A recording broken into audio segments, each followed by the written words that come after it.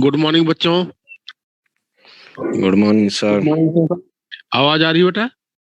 Yes sir. ठीक है बेटा, फिर मैं स्टार्ट कर रहा हूँ। जो है बच्चे तो अभी कम ही ज्वाइन कर रहे हैं। जो है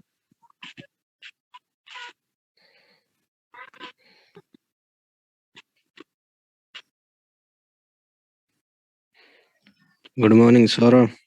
गुड मॉर्निंग बेटा, गुड मॉर्निंग।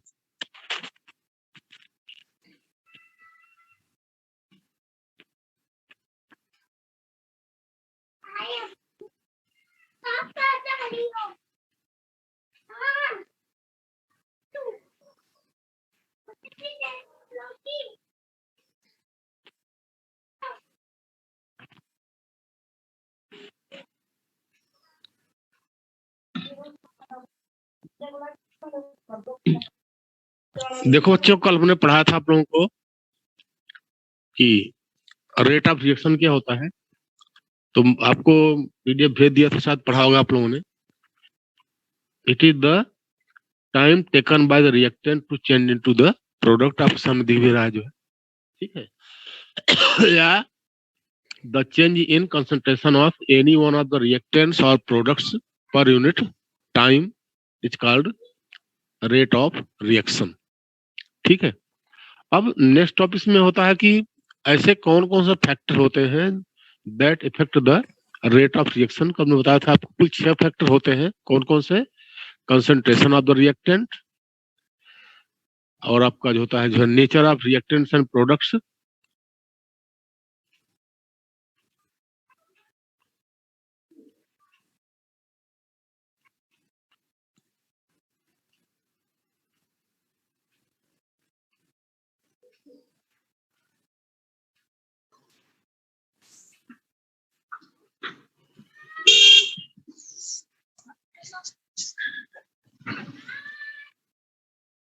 हाँ बच्चों मैंने बताया था आपको, एक होता है हमारा कंसंट्रेशन ऑफ रिएक्टेंट, दूसरा होता है nature of reactants and products, दूसरा है थर्ड पॉइंट होता है इसका जो है टेम्परेचर, फोर्थ पॉइंट होता है प्रेजेंस ऑफ कैटलिस्ट, उसके बाद नेक्स्ट होता है आपका जो है सरफेस एरिया, और लास्ट होता है एक्सपोजर टू रेडिएशन। तो क्या होता है, व्हाट इज कौन से फैक्टर जो है रेट ऑफ रिएक्शन को इफेक्ट करते हैं? नंबर 1 है concentration of the reactant, number 2 है आपका nature of reactants and products, next है आपका जो है टेम्परेचर, और फोर्थ आपका है जो है प्रेजेंस ऑफ कैटलिस्ट, फिफ्थ है आपका सरफेस एरिया, और लास्ट है आपका एक्सपोजर टू रेडिएशन। तो मैंने बता दिया था आपको। थोड़ा सा जो बच्चे कल नहीं ज्वाइन किए हों बता दो उनको लिए। यानी rate of reaction is directly proportional to the concentration of the reactant. यानी कंसंट्रेशन ज्यादा रहेगा तो रिएक्शन फास्ट होगा, कंसंट्रेशन कम रहेगा तो रिएक्शन क्या होगा? स्लो होगा। जिसे मैं बताया था कि ये लॉग ऑफ वुड, एक जो लकड़ी होती है, it burn slowly in the air having 21% oxygen, but in presence of 100% pure oxygen burning takes place very rapidly. दूसरा होता है आपका जो है nature of reactants and products. During the chemical reaction old bond present in the reactant molecules breaks and new bonds are formed. Therefore, rate of reaction depends upon the breaking of old bond and formation of new bond. This means क्या होता है कि अगर bond stationery ज्यादा रहेगी तो क्या होगा, जो है बॉन्ड इजीली ब्रेक हो जाएंगे। नहीं, अगर कम रहेगी तो बॉन्ड इजीली ब्रेक हो जाएंगे, अगर बॉन्ड स्टेशनरी ज्यादा रहेगी तो बॉन्ड इजीली ब्रेक नहीं होंगे, तो रेट ऑफ रिएक्शन क्या होगा? स्लो हो जाएगी। नेक्स्ट है प्रेजेंस ऑफ टेम्परेचर। आप ये जानते हो वेल नोन फैक्टर है कि एंडोथर्मल रिएक्शन का जब टेम्परेचर इंक्रीज करोगे तो रेट ऑफ रिएक्शन क्या होता है? इंक्रीज करता है। और ऐसा देखा गया है, ऑब्जर्व किया गया है कि हर 10 डिग्री टेम्परेचर इंक्रीज करने पे रेट ऑफ रिएक्शन हो जाता है डबल। ठीक है। नेक्स्ट होता है आपका जो प्रेजेंस ऑफ कैटलिस्ट। आप जानते हो बहुत सारे कैटलिस्ट होते हैं जो कि किसी भी रिएक्शन के रेट ऑफ रिएक्शन को इंक्रीज करते हैं। सब मैंने आपको नोट्स लिखा हुआ है, सब उसको पढ़ सकते हो। नेक्स्ट होता है एक्सपोजर टू रेडिएशन। बहुत सारे रिएक्शन ऐसे होते हैं जो कि सनलाइट में ही होते हैं। इन प्रेजेंस ऑफ, अगर सनलाइट नहीं रहेगी तो रिएक्शन जो है उसमें होते नहीं है। जैसे H2 + Cl2 गिव्स 2HCl, ये सनलाइट में ही होता है। ठीक है, ये सब आपने पढ़ लिया था। इसके अलावा हमने कल पढ़ा था आपको जो है कि मालिक्युलरिटी ऑफ रिएक्शन, ये क्या होता है? It is the minimum number of reactant molecule takes part in a chemical reaction. जैसे PCl5 से PCl3 Cl2 में टूटता है। मैं आपको दिखा भी देता हूँ, उसको मैंने कहाँ पढ़ा रहा हूँ आपको। अभी 1 मिनट बेटा, अब मैं आपको लगाता हूँ मालिक्युलरिटी ऑफ रिएक्शन कहाँ पे है।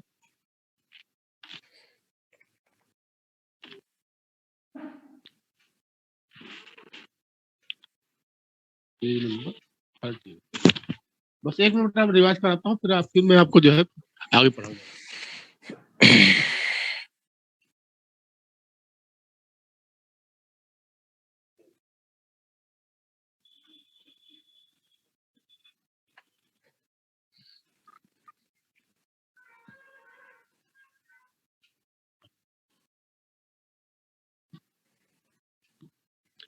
तो मालिक्युलर रिएक्शन क्या होता है? The minimum number of reactant molecule takes part in a chemical reaction is known as molecular reaction. जैसे PCl5 से टूटता है, आप देख सकते हो रिएक्शन यहाँ दिखाई पड़ रहा है। PCl5 से गिव्स PCl3 + Cl2। इसमें क्या है कि PCl5 के एक मॉलिक्यूल है, इसलिए इसकी मालिक्युलरिटी कितनी हो जाएगी? 1 हो जाएगी। It is called unimolecular reaction. अच्छा, सेकंड में एग्जांपल देख लो आप जो है कि H2 + I2 gives 2HI। H2 + I2 gives 2HI। यहाँ पे H2 और I2 के दो मॉलिक्यूल है, इसलिए इसको हम बोलते हैं जो है बाई मालिक्युलर रिएक्शन। इसकी मालिक्युलरिटी 2 है। और फिर नीचे देखो जो है कि 2SO2 + O2 गिव्स 2SO3, यानी sulphur dioxide reacts with oxygen to form sulphur trioxide. इस रिएक्शन को पी ब्लॉक में पढ़ा भी था आपने जो है। तो यहाँ पे दो तो हो गए सल्फर डाइऑक्साइड के, एक हो गया ऑक्सीजन के। इसकी मालिक्युलरिटी कितनी हो जाएगी? 3 हो गई। ठीक है, तो मालिक्युलरिटी कभी भी 0 नहीं होती, मैंने बता रखा है आपको जो है, और न ही कभी होती है फ्रैक्शन में। ये हमेशा होल नंबर होती है। ये बच्चे भी आप लोग समझ जाओ, न तो फ्रैक्शन में होती है, न ही 0 होती है। इट इज ऑलवेज 0, मतलब 1 2 3 इस तरह से होती है। ठीक है, और 3 तरह की होती है: यूनी मालिक्युलर रिएक्शन, बाई मालिक्युलर रिएक्शन और ट्राई मालिक्युलर रिएक्शन। ये मैंने बता दिया आपको व्हाट इज मालिक्युलर रिएक्शन। नेक्स्ट आपका टॉपिक है order of reaction. Next topic आपका है ऑर्डर ऑफ रिएक्शन।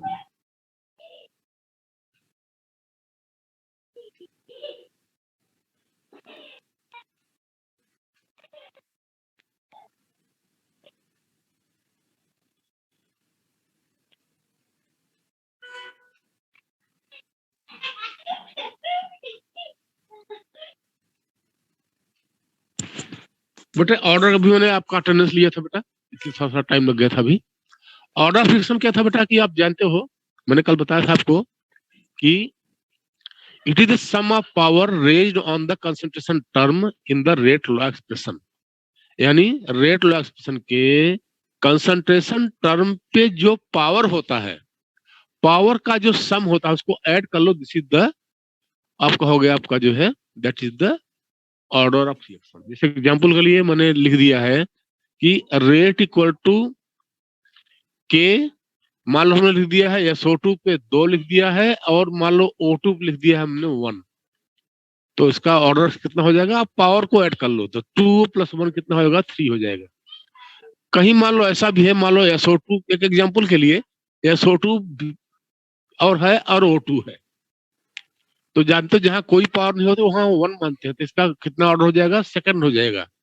यानी 1 + 1 = 2 हो जाएगा, सेकंड ऑर्डर हो जाएगा। मान लो एग्जांपल के लिए हमारा A पर हमारा जो है 0 है, B पर 2 है, तो 0 + 2 कितना होगा? 2, यानी ये भी सेकंड ऑर्डर हो जाएगा।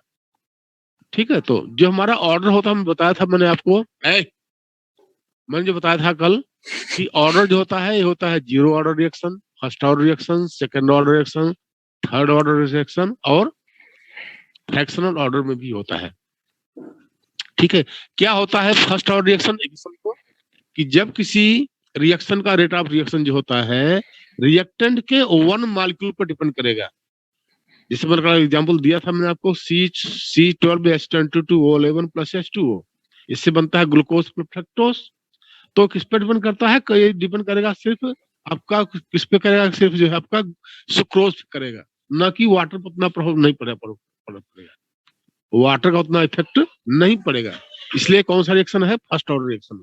लेकिन मान लो H2 plus I2 gives 2HI, ये दोनों डिपेंड करेगा, इसलिए सेकंड ऑर्डर रिएक्शन हो जाएगा। 2SO2 plus O2 gives 2SO3, ये हमारा थर्ड ऑर्डर रिएक्शन होगा। तो समटाइम्स सम रिएक्शंस में ऑर्डर एंड मॉलिक्यूलरिटी सेम भी होती हैं, और सम रिएक्शंस में ये क्या होती है, अलग भी होती है। ठीक है, तो आपने सीख लिया जो है कि what is the order of reaction. तो मेन चीज ये समझ बेटा जो है कि ऑर्डर जो है रिएक्टेंट का वह कंसंट्रेशन है जो प्रोडक्ट फॉर्मेशन को जो है वो जो है प्रोडक्ट फॉर्मेशन को जो है जो इफेक्ट करता है, वो होता है ऑर्डर।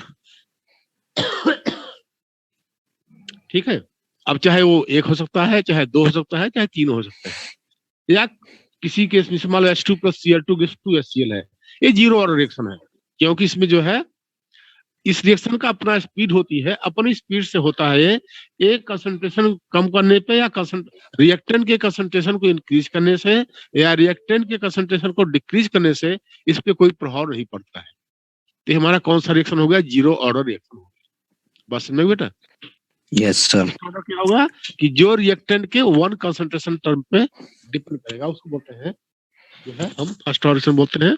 आप लोग बेटा कोई अगर टॉपिक जो है समझ नहीं आएगा जो है, तो मुझे आप जो है चाहे हैंड रेस कर लेना, या फिर जो है उसको जो है आप कुछ मैसेज कर देना, तो मैं आपको उस चीज को फिर से समझाऊंगा।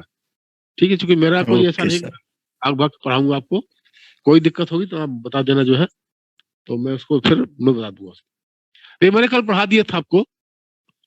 अब एक आप टॉपिक ये है आपके सामने दिखाई पड़ रहा है, difference between order and molecularity. Difference between order and molecularity बेटा आप जानते हो, बता दिया। पहला क्या होता है, आपका डेफिनेशन दे दो। ऑर्डर क्या होता है, the sum of power raised on the concentration term in the rate law expression. Order molecularity क्या होता है, it is the minimum number of reactant molecule participating in a chemical reaction. अब फिर क्या होता है ऑर्डर में, it may be it may be zero, यानी ये जीरो हो सकता है। मॉलिक्यूलरिटी क्या होती है, it can not be zero. इसमें फिर क्या है, इट मे बी फ्रैक्शनल, भाई ऑर्डर फ्रैक्शनल में हो सकता है। एक क्या होता है, it is always a whole number. जो मॉलिक्यूलरिटी होता है कभी भी एक फ्रैक्शनल में नहीं होता है। और लास्ट आपका है बेटा कि order of reaction can be determined experimentally. Order of reaction can be determined experimentally, जबकि मॉलिक्यूलरिटी क्या है, it is a theoretical concept. Molecularity क्या है, it is a theoretical concept. ये हो गया difference between the order and molecularity. समझ आ गया फिर से फिर से आप लोग देख लो, what is difference between the order of reaction and molecularity of reaction. Order of सब बच्चों को डिफरेंस मुझे लगता है याद हो गया होगा। It is the sum of power raised on the concentration term in the rate law expression is known as order of reaction. Molecularity क्या होता है, it is the minimum number of reactant molecule participating in a chemical reaction is called molecularity of reaction. Order में क्या है, it may be zero. Molecularity में क्या है, it cannot be zero. Order में क्या होता है, it may be fractional. Molecularity क्या है, it is a whole number. और लास्ट है, it can be determined experimentally. उसमें क्या है, it is a theoretical concept. तो आपने सीख लिया व्हाट इज द, कैसे हम जो है निकालते हैं what is difference between the order and molecularity of reaction. ठीक है, अब आपको एक नया टॉपिक सिखा रहे बेटा। यहाँ देखो आप सामने लिखा हुआ है pseudo chemical reaction. Pseudo chemical reaction. ठीक है, तो यहाँ क्या लिखा हुआ सामने दिखाई पड़ रहा है, the reaction which appears to be higher order reaction but they are actually first order reaction. The reaction which appears to be higher order reaction but they are actually first order reaction called pseudo chemical reaction or pseudo first order reaction. ये topic भी paper में कई बार आता है, कुछ नहीं है इसमें डेफिनेशन है प्लस इसका 2 एग्जांपल है, आपको वो मैं बता दूं। एक तो कल बता ही दिया था, एक एग्जांपल और बता दूंगा। ठीक है, तो क्या होता है कि जो रिएक्शन देखने में लगता है कि हायर ऑर्डर का है, लेकिन एक्चुअली होता है फर्स्ट ऑर्डर का, उसको बोलते हैं pseudo chemical reaction. Pseudo means होता है आभास, आपने ऐसा पढ़ा होगा कि ऐसा आभास होता है जो है। ठीक है, तो सूडो केमिकल रिएक्शन। आज का दूसरा नाम लिखा हुआ है the reaction in which the reaction which are not truly first order. but certain conditions becomes reaction of first order are called pseudo first order reaction. या इसको सिंपली हम कह सकते हैं the reaction whose molecularity of reaction is 2 and it is first order reaction या order of reaction is 1. सबसे simple definition यही है. The reaction whose molecularity of reaction is 2 and order of reaction is 1. This is called pseudo chemical reaction और pseudo first order reaction. इसके example क्या है तो मैंने कल बताया था आपको, वही है C12H22O11 plus H2O gives C6H12O6 plus C6H12O6. यानी सुक्रोज का जो है ये आपका ग्लूकोज फ्रक्टोज में डिकम्पोज यानी हाइड्रोलिसिस होना उसकी. दूसरा देखो यहाँ पे एक नया और आ गया आपका जो है कि CH3COO C2H5 इसको बोलता है स्टर है, इथाइल एसीटेट है, इसको स्टर बोलते हैं. इथाइल एसीटेट को जब इसको क्या करते हैं हम हाइड्रोलिसिस करते हैं तो क्या बनता है CH3COOH और प्लस C2H5OH. तो यहाँ भी क्या होता है बेटा कि इथेनॉल का और एसिटिक एसिड का जो फॉर्मेशन है it will depends upon the concentration of CH3COO C2H5 यानी स्टर पर डिपेंड करेगा न कि पानी पे. सपोज फॉर एग्जांपल के लिए कि हमने पानी बहुत ज्यादा ले लिया और इथाइल एसीटेट बहुत कम लिया तो क्या हमारा जो है एसिटिक एसिड और इथेनॉल ज्यादा फॉर्म होगा? नहीं. एसिटिक एसिड और इथेनॉल का फॉर्मेशन जो होता है that depends upon the concentration of the ethyl acetate. पानी का भाई थोड़ा बहुत यहाँ पे है लेकिन ज्यादा मेन उसमें क्या किसका है वो हमारा इथाइल एसीटेट का है. इसलिए इन दोनों रिएक्शन की मालिक्युलरिटी कितनी है? 2 है. दोनों रिएक्शन की मालिक्युलरिटी कितनी है? 2 है क्योंकि रिएक्टेंट के 2 मॉलिक्यूल पार्टिसिपेट कर रहे हैं. लेकिन दोनों रिएक्शन कौन से ऑर्डर के हैं? ये हमारे हैं फर्स्ट ऑर्डर रिएक्शन के हैं. दोनों रिएक्शन कौन सा ऑर्डर है जो है ये फर्स्ट ऑर्डर रिएक्शन है दोनों. ठीक है, ये हो गया सूडो केमिकल रिएक्शन. इसका सबसे सिंपल डिफिनेशन क्या है? The reaction whose molecularity of reaction is 2 and order of reaction is 1. This is called pseudo chemical reaction. या मैंने आपको बता ही रखा है जो है कि the reaction whose seems to be higher order but certain circumstances make them the reaction of first order. It is called pseudo chemical reaction. ठीक है. या such reaction which are not truly first order but under certain conditions become reactions of the first order are called pseudo first order reaction और pseudo chemical reaction. तो इसमें बेटा भारी यही है खाली की. या इसका एक एग्जांपल एक और दे सकते हो, स्टर में ही है. अब जहां आपका CH3COO C2H5 है ना वहां आप कर सकते हो CH3COO CH3 कर सकते हो यानी ethyl acetate sorry methyl acetate या मिथाइल आपका जो होता है जो है मिथेनोएट. तो इसमें भी यही है आपका. इससे बनेगा CH3COO बनेगा प्लस CH3OH बनेगा.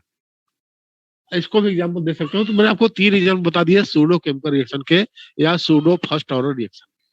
ठीक है, तो आपने सीख लिया. तभी आपने सीखा रेट ऑफ रिएक्शन क्या होते हैं, कौन से फैक्टर रेट ऑफ रिएक्शन को एक्सप्रेस डिपेंड करते हैं और इसके बाद सूडो केमिकल रिएक्शन क्या होता है ये मैंने बता दिया आपको. अब हम थोड़ा पढ़ेंगे रेट लॉ की बात. रेट लॉ क्या होता है? रेट लॉ का मैंने डिफिनेशन कल बताया था. एक तो वही है the relationship between rate of reaction and concentration of reactant is called rate law.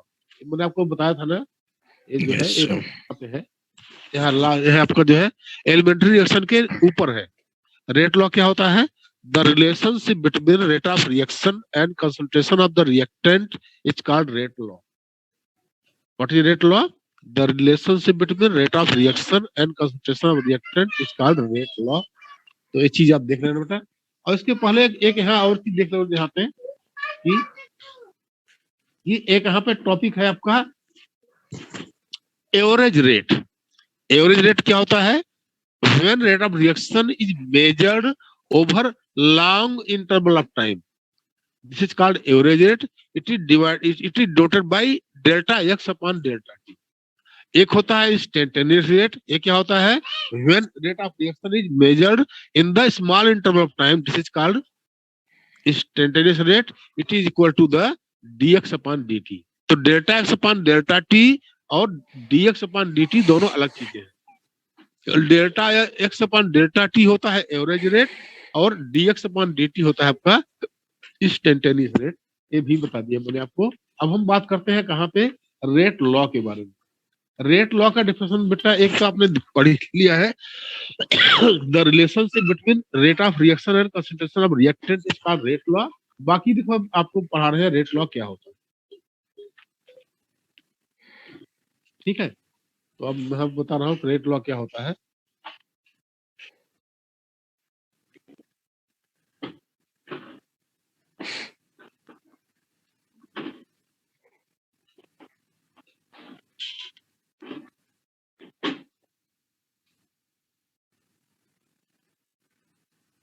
यहाँ बेटा आ गया रेट लॉ। रेट लॉ भी कई बार डिफरेंस का आ जाता है। ये क्या होता है, ये क्या है, this is the mathematical expression है। रेट लॉ क्या है, this is a mathematical expression that gives the true rate of reaction in term of concentration of reactants which participate in the reaction. It is a mathematical expression that gives the true rate of reaction in term of concentration of reactants which actually influence the rate of reaction is called rate law. इसमें है नीचे आपका consider a general equation a plus b equal to product। अभी हमने मान लिया है जो है the rate of reaction is directly proportional to the product of molar concentration of reactant raised to certain power। बस यही चीज में जानना जरूरी है। यानी जो रेट लॉ होता है, यानी the rate of reaction is directly proportional to the product of molar concentration of reactant raised to certain power. अब हम क्या लिखे उसको, रेट जो होता है, रेट मतलब रेट ऑफ रिएक्शन हो गया, डायरेक्टली प्रोपोर्शनल टू। अब मान लो हमारा रिएक्टेंट क्या थे, ए और बी था, हमने क्या कर दिया, ए का जो है रख दिया स्क्वायर ब्रैकेट में और बी को भी रख दिया स्क्वायर ब्रैकेट में, और उसका पावर कितना हो गया, अल्फा और बीटा मान लो हो गया, अल्फा और बीटा उसका पावर हो गया। तो अब क्या करेंगे, प्रोपोर्शनलिटी हटाएंगे तो कांस्टेंट आ जाएगा। तो क्या हो जाएगा, rate equal to K, A की पावर अल्फा और बी की पावर बीटा, ये हो जाएगा आपको।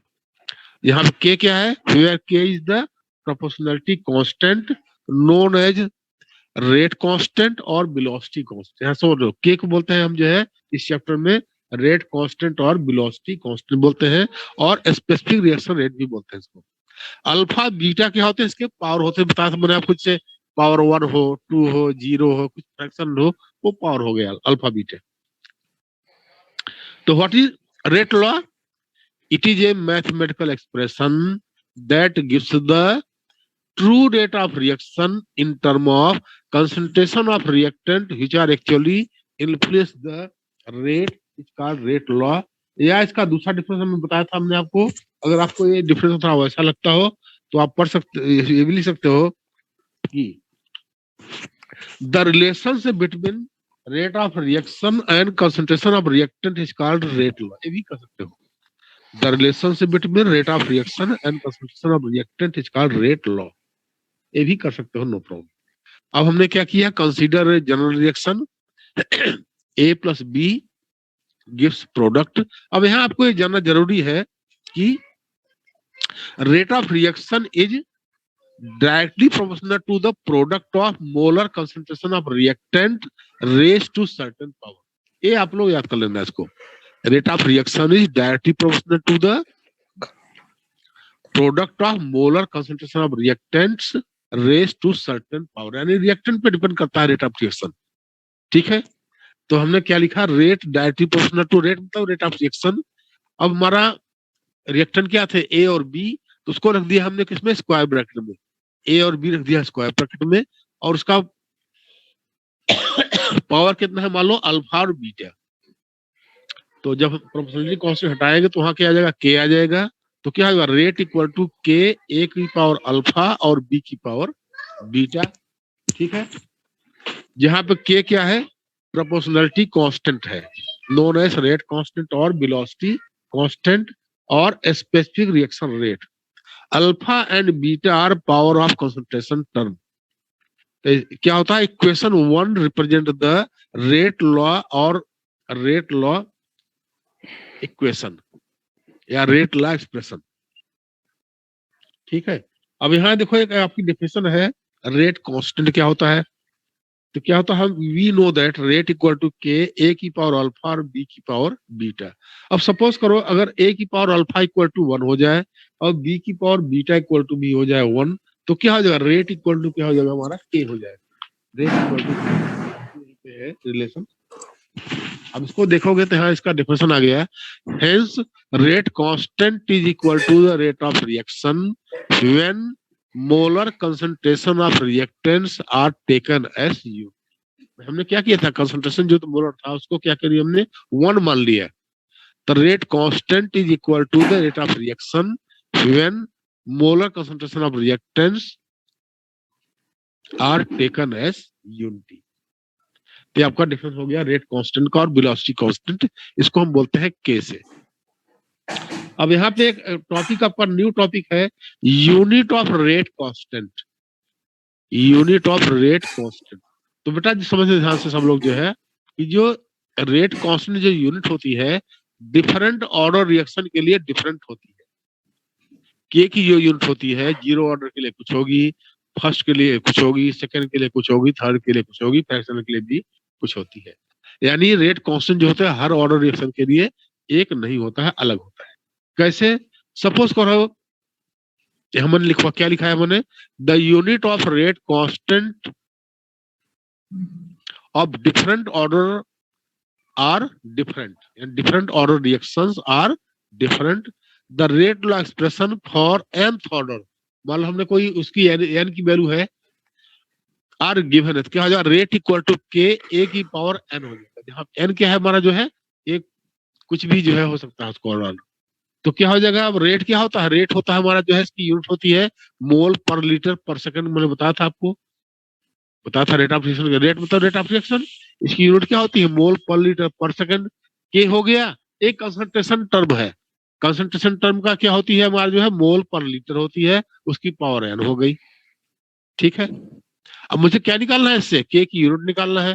तो के इक्वल टू क्या हो जाएगा, ये हो जाएगा हमारा मोल per litre divide by mole per litre की पावर n और सेकंड। ठीक है, अब आप जानते हो कि इसे हमारा मोल पर लीटर की जो हमारा ऊपर है इसमें क्या होता है कि जहां कुछ नहीं होता उसकी पावर 1 मानते हैं, और नीचे क्या होता है जो है मोल पर लीटर की पावर कितना है, n है। तो आप मैथमेटिक्स वाले समझते हो बेटा कि जब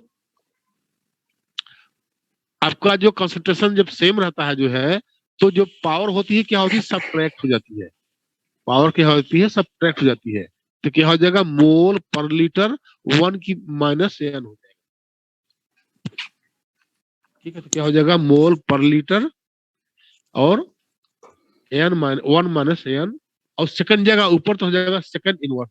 ये हमारा बेटा क्या हो गया कि ये हमारा जनरल इक्वेशन आ गया nth निकालने के लिए। अब जैसे मुझे करना है 0 ऑर्डर निकालना है, तो मैं क्या करूंगा, जहां n था वहां कर दूंगा 0। तो क्या हो जाएगा मोल पर लीटर पर सेकंड होगा 0 ऑर्डर रिएक्शन का यूनिट। अब मुझे निकालना है फर्स्ट ऑर्डर का, तो जहां n है वहां क्या कर दूंगा 1 कर दूंगा। अब जानते हो 1 माइनस 1 इक्वल टू होगा 0। जब किसी पे 0 बार पावर होती है उसकी यूनिट कितनी होती है, उसकी वैल्यू होती है 1। इसकी unit second order first order की क्या होगी यूनिट इसकी जो है वो हो जाएगी सेकंड इनवर्स खाली बस। कैसे हुआ समझो फिर से, जहां 1 माइनस n है, n की वैल्यू हम क्या डालेंगे 1 फर्स्ट ऑर्डर के लिए, तो 1 माइनस 1 कितना होगा 0। जब किसी भी कंसंट्रेशन टर्म पे 0 पावर होती है उसकी वैल्यू हो जाती है 1। मैथमेटिक्स वाले समझते होंगे। तो जो पूरी वैल्यू 1 हो गई तो क्या बचेगा, सेकंड इनवर्स बचेगा। ठीक है, तो इसकी जो फर्स्ट ऑर्डर होती है यूनिट कितनी होती है, सेकंड इनवर्स। ऐसे में निकालना है सेकंड ऑर्डर का, देखो नीचे लिखा हुआ है, मैं आपको दिखा देता हूँ। सेकंड ऑर्डर के लिए बेटा यहाँ पे है, ये है, यहाँ क्या है कि जहां n था वो हमने कर दिया 2। अब 1 में से जो है 2 में से 1 निकालोगे तो हमारा क्या आ जाएगा, -1 आ जाएगा। पावर कितनी पावर आ जाएगी, -1 आ जाएगी। तो क्या होगी, अब -1 का मल्टीप्लाई करना पड़ेगा आपको जो है, तो मोल पे -1 हो जाएगा, लीटर में ऑलरेडी -1 है, वो माइनस क्या होगा प्लस हो जाएगा। तो हो जाएगा litre mole minus mole inverse और सेकंड इनवर्स हो जाएगा। ये हो जाएगा हमारा किसी हो गई सेकंड ऑर्डर की यूनिट होगी। ऐसे सर थर्ड यहाँ में ऑर्डर तो का बी क्या हो को जाएगा? कंसंट्रेशन टर्म कहाँ है? हाँ बेटा, सर इस फॉर्मूले में बी का कंसंट्रेशन टर्म कहाँ है यहाँ? बी मतलब आपने बेटा ऐसे फॉर्मूला खाली बताया देखो, था। हमें इससे माना ना, ऊपर देखो बेटा, यहाँ पे आप इससे देखो, ये है, हमने इससे फार्मूला डिराइव किया, rate equal to K A की पावर एन, मतलब कोई रिएक्टेंट है दैट इज कन्वर्टेड है, उसका ऑर्डर एन है। ठीक, हमने इससे निकाला है जो है, तो हमारा आ गया मेन फार्मूला हमारा बेटा ये है, ये चीज है। क्या होता है? और सर के मेन इक्वल टू फॉर्मूला तो mole per litre 1 minus N second inverse. बस अगर आपको ए पता है तो आप किसी भी ऑर्डर का निकाल सकते हो। मेन फार्मूला आपका बेटा यही है, इसी मेन से फॉर्मूला तो सारे सर ऑर्डर आपने का वो आपका के की वैल्यू पता हो जाएगी। अब सिर्फ याद क्या करना है, के इक्वल टू होता है mole per litre 1 minus N second inverse, बस यही पढ़ना है आपको। अब इस फार्मूले में एन की वैल्यू आप जो डालते जाओ, जो है आप लोग मैथमेटिक्स वाले हैं बहुत इजीली कर सकते हो। जहां जीरो ऑर्डर निकालना है तो वहां जीरो कर दोगे, तो इसलिए आप देख सकते हो जीरो ऑर्डर की यूनिट यहाँ पर लिखी हुई है, ये वाली। वो तो डाल लेंगे सर, पर फॉर्मूले में तो हाँ, रेट लॉ के एक फॉर्मूले एक में मिनट के। एक मिनट। तो जीरो क्या होता है बेटा, जो है के की यूनिट जो है जीरो ऑर्डर की होती है, mole per litre per second होती है। फर्स्ट ऑर्डर के लिए आप देख सकते हो कितनी आ रही हमारी जो है, सेकंड इनवर्स आ गई फर्स्ट ऑर्डर के लिए। सेकंड ऑर्डर के लिए बेटा यहाँ पे है लीटर मोल माइनस, यानी litre mole inverse second inverse हो जाती है हमारे सेकंड ऑर्डर की। ऐसे थर्ड ऑर्डर की अभी दिखा दूंगा, सब नेक्स्ट पेज पे है। वहां क्या हो जाएगी आपका लीटर स्क्वायर हो जाएगा, यानी समझो मेन चीज मैं आपको समझा रहा हूँ। जैसे थर्ड ऑर्डर है तो लीटर का उससे कम कर दो, तो लीटर का स्क्वायर हो जाएगा, और मोल पे -2, और सेकंड वर्ड तो सब में रहता है वो सेम। समझ आ गया? आपको मेन चीज समझो, सबको भी याद कर लो, बता रहा हूँ। जीरो ऑर्डर रिएक्शन के लिए के की वैल्यू यूनिट होती है, सब बच्चे याद कर लो, मोल पर लीटर पर सेकंड।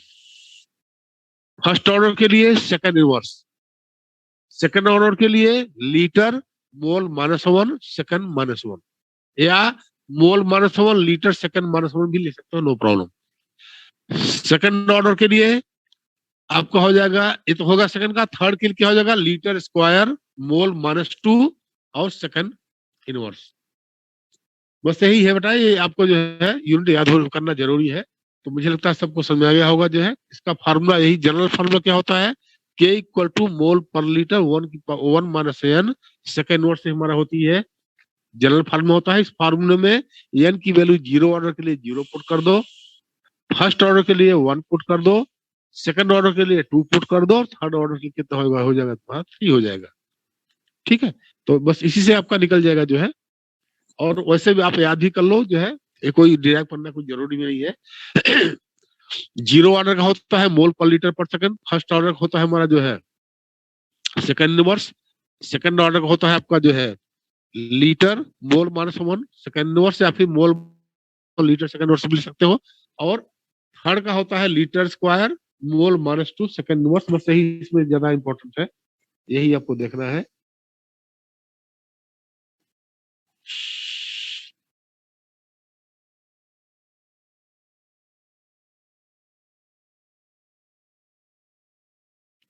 अब देखो है थर्ड ऑर्डर का आपके सामने आ गया है यूनिट। भाई हमारा क्या होता है, K equal to mole per litre 1 - 3 second verse, वही फार्मूला सेम वाला है। अब 3 में से 1 निकाल दिया, -2 हो गया, -2 का मल्टीप्लाई करोगे तो मोल हो जाएगा -2। अब -2 और -1 प्लस हो जाएगा, तो 2 इंटू 1 टू ही होता है, तो हो जाएगा हमारा जो है litre square mole -2 second verse. तो मेन चीज आपको मुझे लगता है याद हो गया, सबको हो ही गया होगा जो है। एक क्या है, एक मिनट देख रहा हूँ क्या बोल रहे हो आप।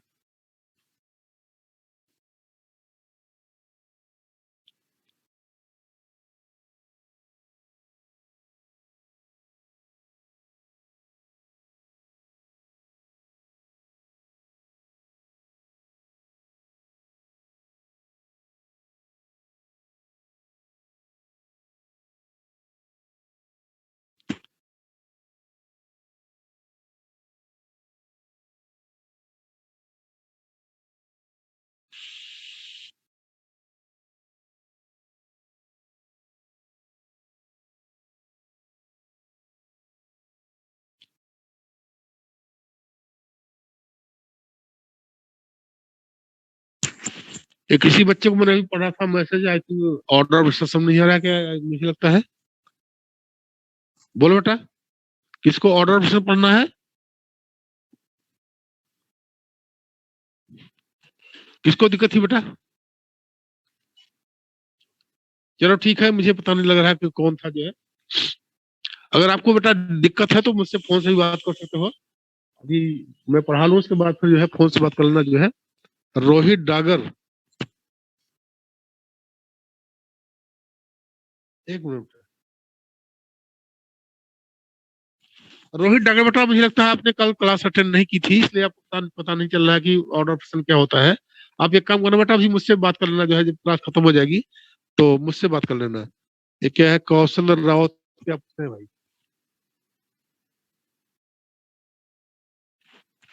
कौशल रावत,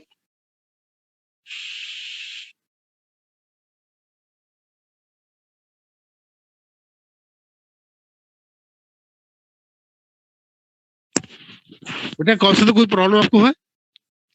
आपका मैसेज दिखाई नहीं पड़ रहा मुझे। कौशल,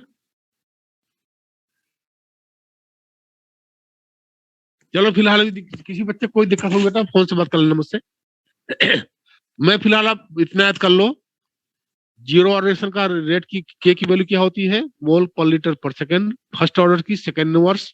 सेकंड ऑर्डर की होती है हमारी जो है litre mole minus one second inverse. और थर्ड की होती है litre square mole minus two second inverse. ये मेन चीज है जो है। अब ये हो गया आपका जो है सॉलिड लिक्विड के था जो है। अब यहाँ लिखा आपके सामने लिखा हुआ है कि सर आप बहुत जल्दी क्या करें बेटा? सर आप बहुत जल्दी, मैं पढ़ नहीं पाया बेटा, क्या कहा था आपने?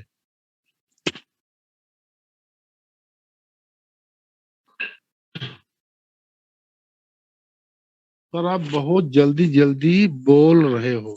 ठीक बेटा, मैं स्लो बोलूंगा, नो डोंट वरी। होता बेटा क्या है कि अभी सिलेबस आपका थोड़ा सा जो है काफी पीछे है, इसलिए थोड़ा सा मेरे मन में थोड़ा सा प्रेशर रहता है। तो बस सही बात है और कोई बात नहीं। चलो ठीक है, मैं धीमे बोलूंगा। हाँ बेटा, अब हम आपको मुझे लगता है ये सबको बच्चे को याद हो गया। जीरो ऑर्डर की यूनिट के की वैल्यू क्या होती है? वो है बेटा जो है mole per litre per second. First order की सेकंड इनवर्स। सेकंड ऑर्डर की litre mole minus one second inverse. Third order की litre square mole minus two second inverse. बस यही याद कर लो बस। और कैसे निकालते हैं बता दिए मैंने आपको। सॉलिड में लेते हैं जिसका जो है मोल पर लीटर लेते हैं। तो यहाँ क्या था, यहाँ हो जाएगा एटमॉस्फेरिक हो जाएगा। ठीक है, तो therefore for gases reaction nth order the unit of rate constant are. जैसे वहां क्या था, mole per litre one minus second verse था, तो यहाँ क्या हो जाएगा, मोल पर लीटर रिप्लेस कर देंगे किससे? एटीएम से। एटीएम मतलब एटमॉस्फेरिक, बाकी वही है, वन माइनस एन है और सेकंड इनवर्स है। अब जीरो ऑर्डर के लिए क्या होगा, एन की वैल्यू हो जाएगी जीरो, तो क्या होगा, एटीएम सेकंड इनवर्स हो जाएगा, ये जीरो ऑर्डर हो जाएगा। फर्स्ट ऑर्डर के लिए एन माइनस एन की इक्वल टू वन डाल दोगे तो one one minus one zero हो जाएगा। तो क्या हो जाएगा, सेकंड इनवर्स आपका। यानी गैसेस में भी और सॉलिड लिक्विड में भी जो फर्स्ट ऑर्डर यूनिट होती है वो हमेशा कितनी होती है हमारी? वो होती है हमारा जो है सेकंड इनवर्स ही होती है। फर्स्ट ऑर्डर के लिए चाहे गैसेस हो और चाहे सॉलिड लिक्विड हो, वो हमेशा जो है वैल्यू सेकंड इनवर्स ही होती है। ऐसे ही सेकंड ऑर्डर के लिए जहां एन की वैल्यू दो कर दोगे तो एटीएम माइनस टू, दो में से वो एक निकाल दिया तो ATM minus one second inverse हो जाएगा। और थर्ड में क्या करोगे, एन की वैल्यू थ्री डाल दोगे तो क्या होगा, ATM minus two second inverse. तो हो गया हमारा जो है यूनिट ऑफ रेट कांस्टेंट। ये कुछ भी नहीं, इसमें पता बहुत इजी चीज है जो है। इसमें मेन एक फार्मूला होता है, वो क्या होता है, रेट इक्वल टू, यानी के इक्वल टू होता है, के इक्वल टू आपका mole per litre one one minus N second inverse में सही फार्मूला होता है। इसमें आपको जिस ऑर्डर का के की वैल्यू निकालना हो उसमें आप जो है जीरो डाल दो जीरो ऑर्डर के लिए, वन डाल दोगे फर्स्ट ऑर्डर के लिए, सेकंड ऑर्डर केस में दो डाल दोगे और थर्ड ऑर्डर केस में तीन। तो उससे फार्मूला बन जाएगा। वैसे मैंने आपको सबको बार बार समझा रहा हूँ कि जीरो ऑर्डर की यूनिट होती है के की, मोल per litre per second. First order की होती है unit second inverse. Second order की होती है litre mole -1 second inverse. Third order की होती है litre square mole -2 second inverse. ऐसे गैसेस केस में एटीएम पर सेकंड होता है हमारा जो है जीरो ऑर्डर के लिए। सेकंड इनवर्स होता है आपका जो है फर्स्ट ऑर्डर के लिए। एटीएम -1 सेकंड -1 ये होता है हमारा जो है सेकंड ऑर्डर के लिए। और एटीएम -2 सेकंड -1 ये होता है हमारा थर्ड ऑर्डर के लिए। ये बस बता दिया, ठीक है बेटा। तो ये चीज है, आप लोगों ने सीख लिया what is the value of के फॉर डिफरेंट ऑर्डर रिएक्शन। तो जो के होता है, के को हम बोलते हैं रेट कांस्टेंट और वेलोसिटी कांस्टेंट बोलते हैं। इसकी वैल्यू होती है डिफरेंट ऑर्डर के लिए डिफरेंट होती है। मैंने आपको बता दिया है, कई बार आपने देखा भी है। सब बच्चों को याद हो गया के की वैल्यू? हाँ सर। एक बार बेटा फिर से याद कर लो।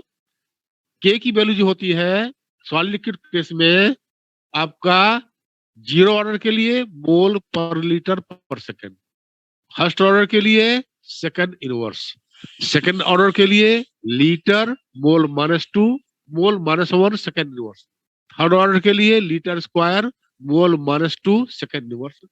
इन केस ऑफ गैसीय रिएक्शन में फर्स्ट ऑर्डर जीरो ऑर्डर की हमारा रेट कांस्टेंट वैल्यू होती है ATM second inverse, first order की सेकंड इनवर्स, सेकंड ऑर्डर की एटीएम -1 सेकंड -1 और थर्ड ऑर्डर की एटीएम -2 सेकंड -1। ये रिएक्शन ये हमारा यूनिट होती है।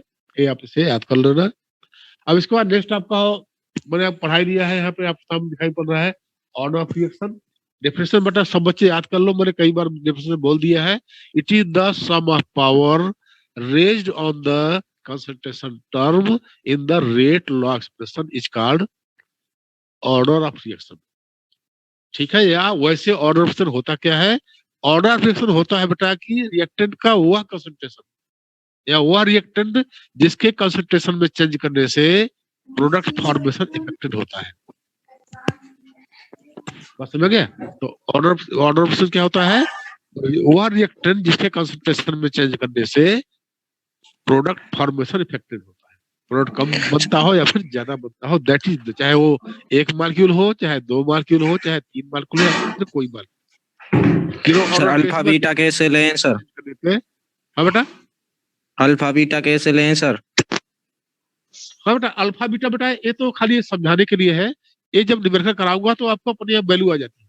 इसके बेस से जब न्यूमेरिकल करोगे बेटा, जब क्लास को खोलेगी आपकी, जब मैं न्यूमेरिकल कराऊंगा ना, अल्फा बीटा बेटा वो कुछ नहीं है। ये आपके पास क्या होगा, डाटा गिवन होगा, न्यूमेरिकल के बेस पर है बेटा, सब कुछ क्लियर हो जाएगा। आप खुद बताओगे हमारा, मान लो हमारा रिएक्टर हमारा SO2 है, इसका ऑर्डर ए है, ये कितना है, मान लो Br2 है, इसका ऑर्डर है, सब कुछ बताओगे। डोंट वरी बेटा, अभी खाली अल्फा बीटा आपको सिखाने के लिए है, यानी हमारा जो पावर है वो है उसके लिए है। ये सब न्यूमेरिकल जब कराऊंगा आप क्लास में, आपको सब कुछ क्लियर हो जाएगा। अच्छा आपको सर। डाटा दिया जाएगा, सब कुछ जितने भी आपके डाउट्स है सब कुछ क्लियर हो जाएगा। डोंट वरी, आप खुद बताओगे सर कि इसका मान लो हमारा रिएक्शन हमारा जो है 2SO2 + O2 2SO3 है। आप खुद जब आपको डाटा न्यूमेरिकल अवेलेबल रहेगा तो खुद आप निकाल लोगे बेटा। अब बताओगे सर ये तो SO2 का हमारा ऑर्डर हमारा सेकंड है, लेकिन O2 का हमारा जो है 0 है। एक एग्जांपल के लिए आप खुद बताओगे, या आप बताओगे सर जो है कि O2 का हमारा ऑर्डर 1/2 है, इसका 3/2 है। सब कुछ बताओगे बेटा, डोंट वरी। जब न्यूमेरिकल, इसलिए मैं न्यूमेरिकल ऑनलाइन नहीं चाहता हूँ, मैं चाहता हूँ आपको सबको अच्छी तरह समझ में आए। ये थ्योरेटिकल पोर्शन है, ये आप जो है क्या करोगे, सीख जाओगे, कोई दिक्कत नहीं। मैंने नोट्स दे दिया है, आप भी पढ़ोगे, हम भी थोड़ा समझा रहे हैं, तो आप इसको सीख सकते हो इजीली ऑनलाइन भी। मैं नहीं चाहता कि आपका न्यूमेरिकल पोर्शन से जो है वीक हो, तो हम न्यूमेरिकल कराएंगे बेटा आपको क्लास में। समझ आ गई बेटा सबको? Yes sir. कौशेंद्र,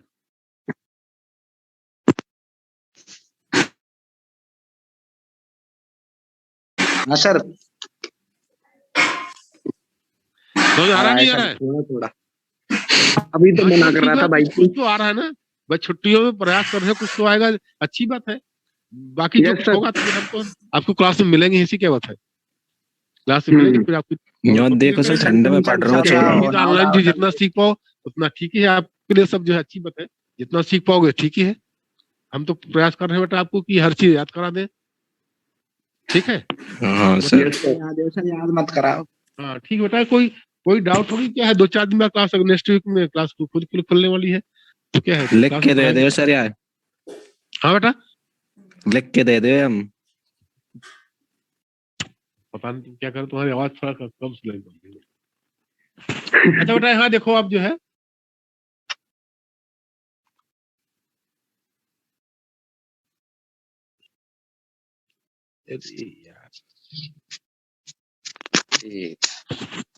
देखो बेटा, ये आपका जो पेज नंबर देख रहे हो 5 पे, ये क्या है, हमारा जो है हर ऑर्डर रिएक्शन के एग्जांपल्स है जो है, ठीक है। जैसे हमारा क्या है, फर्स्ट ऑर्डर रिएक्शन के एग्जांपल है N2O5 से 2NO2 प्लस हाफ O2। अब क्या लिखा हमने, rate equal to K N2O5। अब यहाँ पे पावर कितना है, N2O5 पे कुछ भी नहीं पावर है, अब जहाँ कुछ नहीं होता उसको हम मानते हैं 1, इसलिए ये हमारा फर्स्ट ऑर्डर रिएक्शन का एग्जांपल है। ऐसे आप देखो दूसरा है आपका कि rate equal to K NH4NO2 है, अमोनियम नाइट्राइट, ठीक है। इसका भी कितनी ही वैल्यू कुछ भी नहीं है, तो हम उसको 1 मानेंगे, तो हमारा भी रिएक्शन किसका हो गया, फर्स्ट ऑर्डर हो गया। यानी जो कंसंट्रेशन टर्म है जो स्क्वायर ब्रैकेट में लिखा हुआ है उसका पावर देखते हैं। जैसे आप यहाँ देखो H2O2 का जो डिकम्पोजिशन होता है, यहाँ भी क्या है हमारा, ये भी फर्स्ट ऑर्डर रिएक्शन का एग्जांपल है। अब सेकंड राउंड देखो, अभी अब आपको और क्लियर हो जाएगा। अब देखो 2NO2 से बन रहा है 2NO प्लस O2, आप लोग देख पा रहे होंगे। तो इसका क्या है कि NO2 में 2 पावर है, तो सेकंड ऑर्डर रिएक्शन हो गया। ऐसे H2 प्लस I2, यहाँ देखो आप जो है यहाँ पे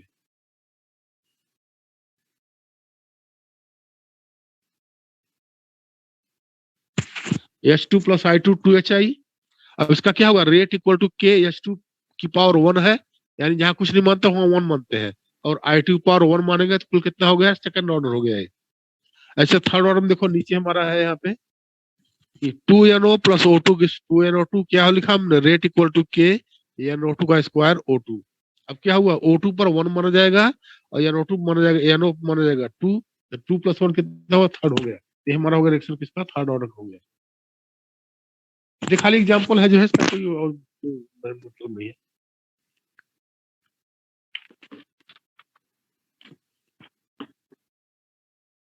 ये आप देख लेना इसको जो है। अब यहाँ देखो आपका यहाँ दिखाई पड़ रहा है रिएक्शन ऑफ फ्रैक्शनल ऑर्डर। जैसे हमारा CH3CH एस्टल्डिहाइड होता है, इसका जब कराओगे डिकम्पोजिशन बनता है CH4 प्लस CO। अब इसका क्या होगा, rate equal to K CH3CHO का 3/2 है पावर। अब ये कहोगे सर 3/2 कैसे आ गया, तो मैंने बताया था बेटा कि order of reaction can be determined bye experimentally. आपके पास डाटा हो गए, इस सब जब क्लास में आप कराऊंगा तब आपको क्लियर होगा चीज, ठीक है। तो ये सब चीज आपको क्लास में निवेश कराऊंगा तब मालूम पड़ जाएगा कि 3/2 क्यों आया। ऐसे दूसरा हमारा जो है H2 प्लस Br2 वाला भी है। इसमें देखो जो है कि आपका Br2 को हमारा 1/2 लिखा हुआ है, H2 पे 1 है, तो कितना होगा, 1 डेढ़ ऑर्डर इसका हो गया। उसका ऊपर कितना था CH3CHO वाले का, 3/2 था ऑर्डर। अच्छा जीरो ऑर्डर देखो, इसमें बताया था मैंने आपको, H2 plus Cl2 gives 2HCl sunlight में है। दूसरा है एक और है जीरो ऑर्डर का एग्जांपल, 2NH3 से N2 प्लस 3H2, 2NH3 से N2 प्लस 3H2, यहाँ पे कैटलिस्ट होता है प्लेटिनम। जिसका जो है देखो आप जीरो ऑर्डर का हमने क्या लिखा, rate equal to K NH3 पे 0। आपको दिखा देता हूं मैं यहाँ पे, rate equal to K NH3 पे 0, यानी जीरो ऑर्डर से एग्जांपल है। या लेकिन मान लो अगर होता, अगर H2 प्लस Cl2 2HCl, हम क्या लिखते, rate equal to K square bracket में H2 उसकी पावर 0 और स्क्वायर ब्रैकेट में Cl2 उसकी पावर 0, ऐसा लिखते इसको, ठीक है। तो ये आपने एग्जांपल है इसका, कोई ऐसी मतलब आपको समझने के लिए कैसे लिखते हैं जो है, तो ये हो गया आपका जो है। अब इसमें खाली 2-3 बस 2 टॉपिक और इम्पोर्टेंट है। अब बात तो 2 फार्मूले डिराइव कराने हैं आपको। अब फिर आपका, अब फिर इसके जो है प्रॉब्ली जो है कल जो है आपको इसको मैं खत्म करा दूंगा। अब ये बताओ आप लोगों का अगर मूड हो तो मैं एक फार्मूला तो अभी करा दूं, 10 मिनट 5 मिनट में हो जाएगा। अब आपका मूड कैसा, पढ़ने का मूड है कि भूख लग रही है? No sir. हाँ भूख लग रही पढ़ा है? दो सर। नहीं, जैसा कहो, अगर पढ़ने की इच्छा हो तो मैं 5 मिनट में आपको आज जीरो ऑर्डर करा ही देता हूँ। एक जो इसका फार्मूला नहीं सर, डेरिवेशन है। नो नो सर, मत करवाओ, करवा लेना। कल करा देना। और तुम एक बेटा सर तो बस 2 पढ़ने मिनट का मन नहीं करता सर। एक बस खाली फार्मूला कराता हूँ derivation. Integrated rate expression for zero sir order मत रिएक्शन। कराओ। बस एक सर्कल, 2 मिनट का काम है, ज्यादा नहीं है। अभी आपका 2 मिनट टाइम है भी, अभी 1 घंटा हुआ नहीं है। बस यही बताता हूँ, integrated rate expression for zero order reaction. एक फार्मूला का डेरिवेशन है, मैथमेटिक्स वालों के लिए कुछ भी नहीं है, बहुत बहुत इजी चीज है।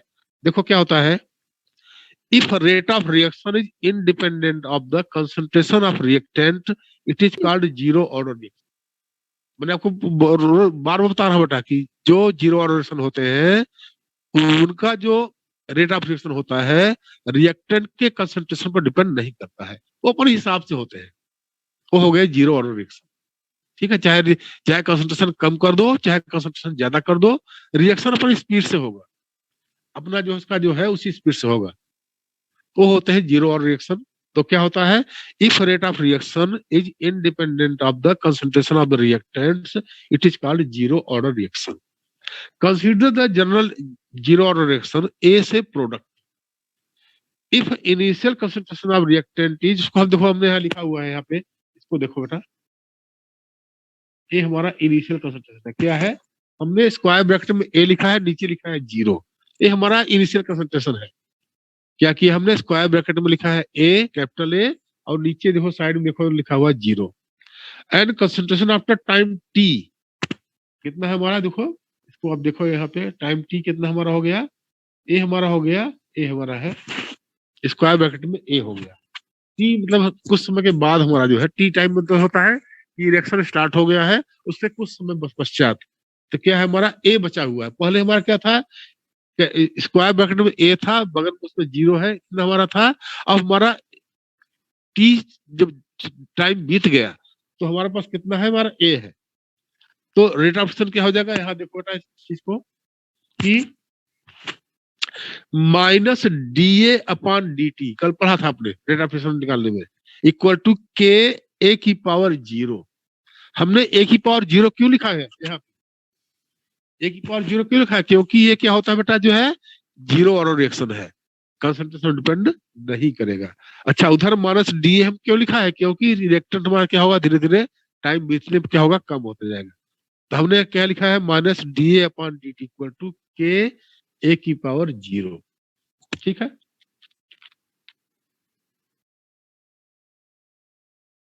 छोटा सा बेटा आपका है जो है। अब देखो तो हम इसको लिख सकते हैं, हमारे पास क्या था कि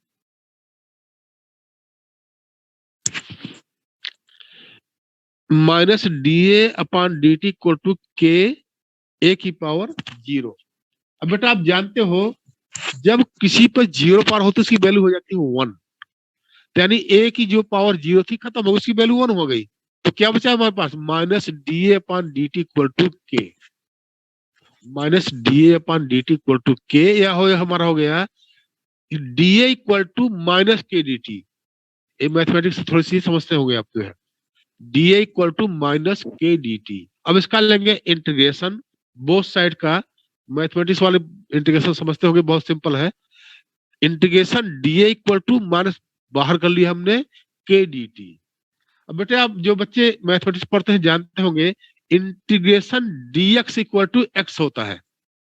इंटीग्रेशन डीएक्स इक्वल टू क्या होता है, एक्स होता है। तो इंटीग्रेशन डी इक्वल टू क्या हो जाएगा, स्क्वायर ब्रैकेट का ए हो जाएगा। तो हमारा जो सर हमारा भाई वालों का क्या होगा? अरे भैया ले रखी है हमने।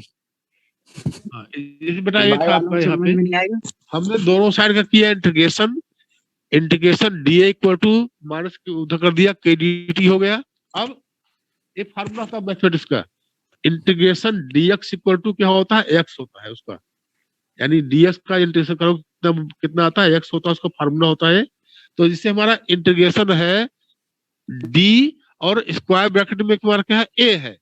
इसका इंटीग्रेशन करने में क्या आ जाएगा हमारा, ए हमारा आ जाएगा, ए आ जाएगा स्क्वायर ब्रैकेट। अब माइनस के डी टी था, इसका इंटीग्रेशन करोगे तो बेटा क्या होता है कि के का जो होता है कांस्टेंट है, इसका इंटीग्रेशन नहीं होता है, minus integration D T equal to हो जाता है टी हो जाएगा, कांस्टेंट का इंटीग्रेशन नहीं होता है, इसलिए कांस्टेंट हम इसको बाहर कर सकते हैं तो हो जाएगा हाँ इंटीग्रेशन, यानी इसको हम ऐसे भी लिख सकते हैं माइनस के इंटीग्रेशन डी टी कर सकते हैं। अब integration D T equal to क्या होगा हमारा टी हो जाएगा, तो क्या होगा हमारा जो है ए, यानी यहाँ देखो मैं आपको यहाँ बता रहा हूँ जो है ये चीज है आपकी यहाँ पे, यानी ए इक्वल टू माइनस के टी प्लस सी। अब सी क्यों लगाया, सी लगा दो आई लगा दो, इसको बोलते हैं कांस्टेंट, इंटीग्रेशन कांस्टेंट बोलते हैं। बस यहाँ समझिए आपको, देखो बेटा यहाँ पे क्या है हमारा है minus D A equal to D T upon equal to K, ये हम बना लेंगे इसको तो वहां हो जाएगा D A equal to minus K D T, यहाँ पे आ गया।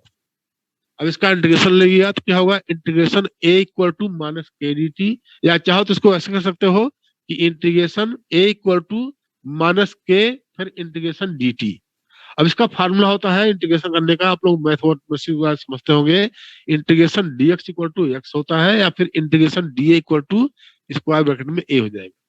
तो हमारा यहाँ आ गया स्क्वायर ब्रैकेट में ए आ गया, माइनस ऑलरेडी पहले से था, के का कांस्टेंट का इंटीग्रेशन होता नहीं है, integration D T equal to हो जाएगा टी और प्लस कांस्टेंट लगाएगा, तो हमारा फार्मूला क्या आ गया ए इक्वल टू माइनस के टी प्लस सी आ गया, जहां सी क्या है इंटीग्रेशन कांस्टेंट है आपको लिखा हुआ है।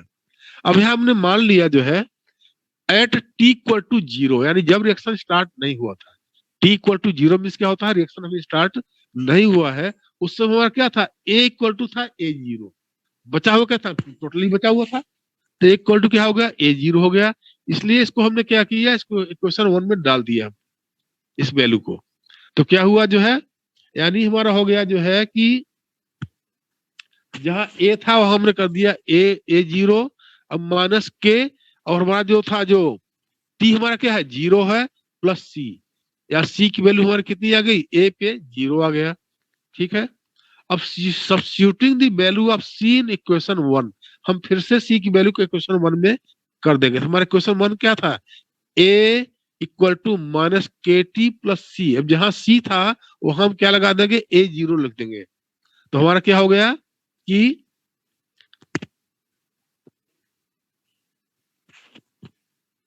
ए इक्वल टू माइनस के टी प्लस ए जीरो, जहां सी था वहां ए जीरो कर दिया। अब इसको थोड़ा सा कल लिख सकते हैं हम जो है K T equal to A zero minus A लिख सकते हैं, या K equal to 1 upon T A zero minus A कर लिख सकते हैं। यही हो गया हमारा जीरो ऑर्डर का फार्मूला, हालांकि इसके बेस कोई न्यूमेरिकल नहीं है लेकिन फिर भी आप लोग याद कर लेना, जीरो ऑर्डर का फार्मूला क्या होता है K equal to 1 by T A zero minus A, बस यही फार्मूला है, इसके बेस कोई न्यूमेरिकल नहीं है। फर्स्ट ऑर्डर का फार्मूला कल डिराइव कराऊंगा, उसके बेस न्यूमेरिकल आपके पास वो जब क्लास में कराऊंगा तो उसमें न्यूमेरिकल उसके पास है। तो ये याद कर लीजिए के इक्वल टू होता है 1 upon T A not minus A, यहाँ क्या लिखा हुआ है this equation is the integrated rate expression for zero order reaction and the amount of substance reacted is proportional to the time, amount of substance reacted is proportional to the time।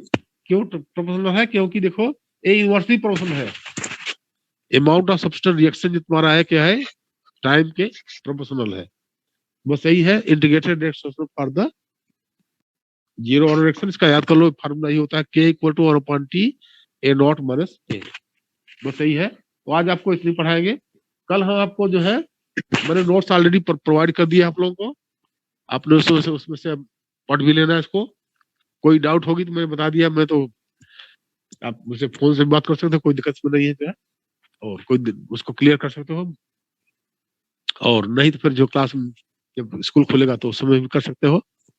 और अपना बेटा time का utilisation कीजिए, क्योंकि अब 1-2 महीने बाद फिर एग्जाम देखो मार्च में या फिर अप्रैल में फर्स्ट वीक एग्जाम हो सकते हैं, तो ज्यादा टाइम नहीं है बेटा, जनवरी फरवरी में 2 ही है, या मार्च के मान लो आफ्टर मिड हो सकता है या फिर फर्स्ट हो सकता है।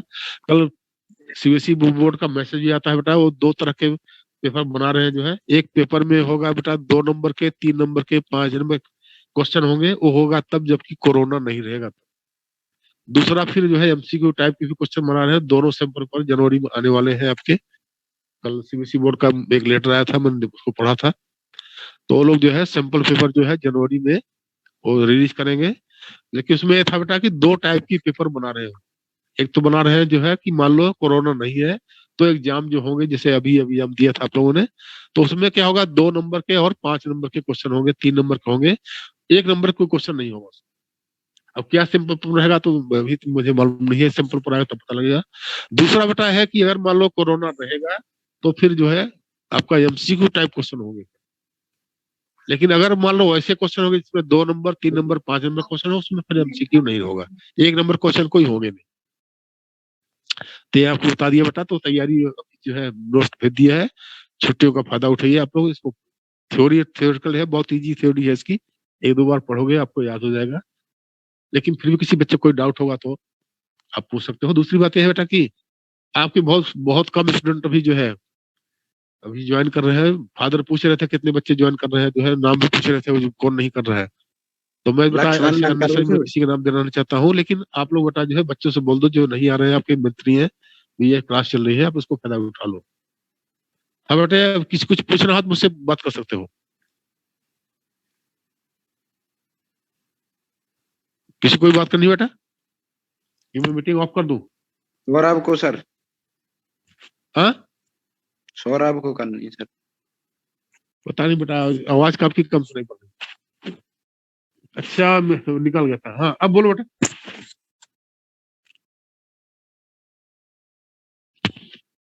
मुझे लगता है किसी को पूछ रहे हैं, फिर मैं मीटिंग एंड कर रहा हूँ।